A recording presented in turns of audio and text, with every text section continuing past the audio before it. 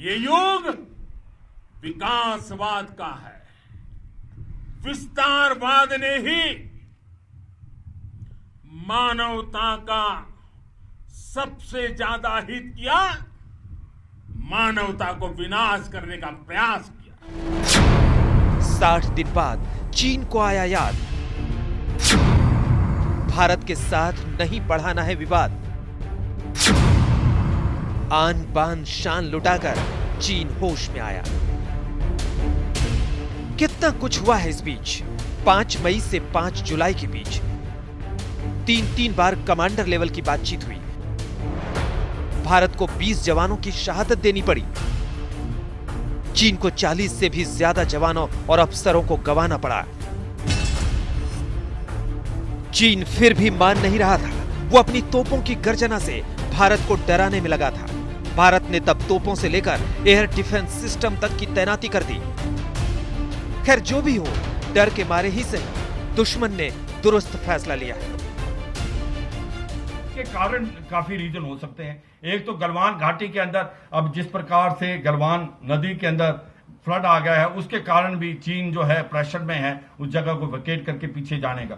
और दूसरी बात, कहीं ना कहीं जो अंडरस्टैंडिंग पहुंची थी 30 जून को लेफ्टिनेंट जनरल हरिंदर और उनके काउंटर पार्ट और PLA में जो जनरल ल्यूलिन एंड NSA जो है अपने भारत के, और उनकी बातचीत हुई है फॉरेन मिनिस्टर ऑफ चाइना वांग हुई, उसका भी इससे भी इम्पैक्ट है। और कहीं ना कहीं ऐसा भी लगता है कि चीन जो है अभी थोड़ा सा सहम गया है। उसको पता लग गया है कि भारत मेन बिजनेस, स्पेशली उसको लगता है कि भारत की जो फौज है वो बैटल हार्डन्ड है। 72 घंटे तक चीन की वापसी की निगरानी करेगा भारत। चीन के कहे सुने पर नहीं जाएगा भारत। वापसी वाले इलाकों में जाकर तस्दीक करेगा भारत। फैसला भी यही हुआ था। वापसी प्रक्रिया शुरू होने के बाद दोनों तरफ के सैनिक एक दूसरे के दखल वाले इलाके में जाएंगे और ग्राउंड से अपने अधिकारियों को रिपोर्ट देंगे। चीन की नीति और नीयत पर भारत को भरोसा नहीं है, इसलिए एक एक चीज जांची जाएगी, परखी जाएगी।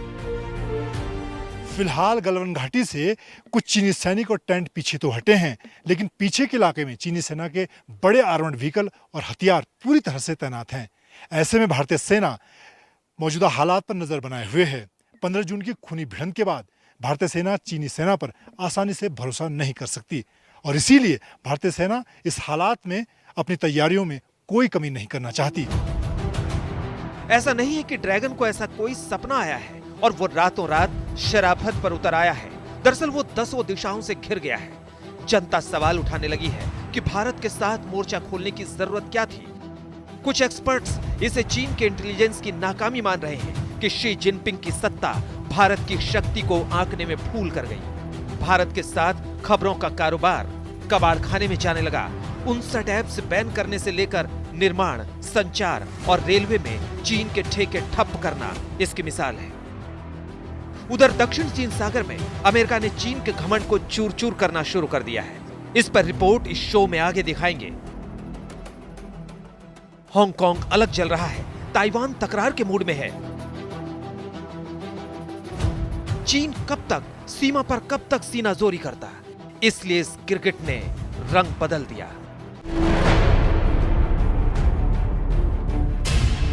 चीन को देखकर गिरगिट भी शर्मिंदा हो जाए, वो भी सोचने को मजबूर हो जाए कि उससे ज्यादा ड्रैगन कैसे रंग बदल लेता है, चालें चल लेता है।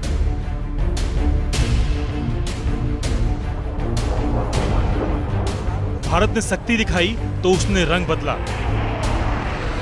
अपना ढंग बदला, गलवान में पीछे हटने का नया ढोंग किया। सूत्रों की माने तो लाइन ऑफ एक्चुअल कंट्रोल यानी LAC पर गलवान घाटी में हिंसा वाली जगह से चीनी सेना करीब 1 किलोमीटर पीछे हट गई है। सेना में सूत्रों के मुताबिक चीन की सेना ने गलवान नाले से अब अपने तंबू, अपनी बख्तरबंद गाड़ियां और सिपाहियों को लगभग 1 किलोमीटर पीछे करना शुरू कर दिया है। इसकी कई वजह है। अंतर्राष्ट्रीय दबाव पड़ रहा है चीन पर, भारत का दबाव पड़ रहा है चीन पर। गलवान नाले में इस समय बर्फ पिघलने की वजह से पानी भी खासा आ गया है। गलवान में चीन की अकड़ आहिस्ता आहिस्ता ढीली पड़ रही है। दरअसल भारत के सख्त रुख के बाद चीन की कसमसाहट बढ़ गई है।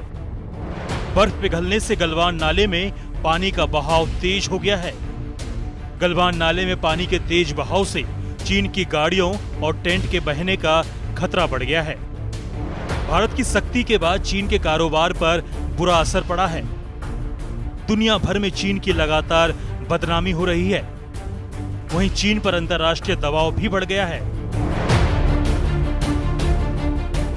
सूत्रों के मुताबिक चीन ने संघर्ष वाली जगह से टेंट और ढांचे को हटा लिया है, लेकिन एलएसी पर पीएलए का जमावड़ा मौजूद है।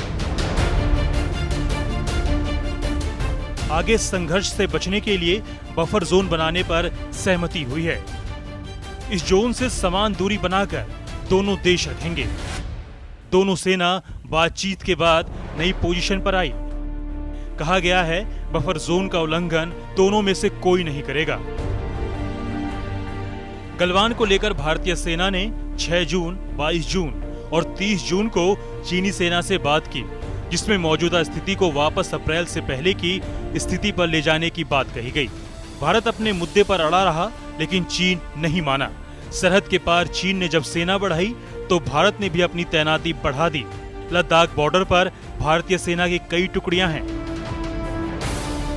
पीएम मोदी के हाल में लद्दाख दौरे के बाद चीन को साफ संकेत मिल गया कि भारत उनके झांसे में आने वाला नहीं। ऐसे में चीन के पास अब ज्यादा विकल्प नहीं बचे हैं। बेहतर होगा कि वो अप्रैल से पहले की स्थिति में लौट जाए। फिलहाल तो चीनी सेना का पीछे हटना भारत की कूटनीतिक जीत है।